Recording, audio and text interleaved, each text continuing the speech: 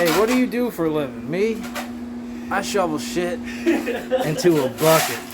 This shit here should be fucking criminal. We put a shower here. No fucking trap. Start. Once you broke that shit up. Look at the fucking shower valve. It's brand new. Look at this shit. Purple fucking primer. Under these motherfuckers. None of those that's leaking. But the best part is once I rip the ceiling out. Look at that.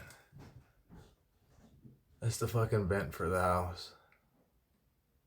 This smashed.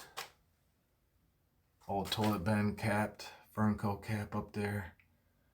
But this is what was there behind the fucking drywall, behind the shower surround. Nothing was venting. This limited that shit. Said fuck them.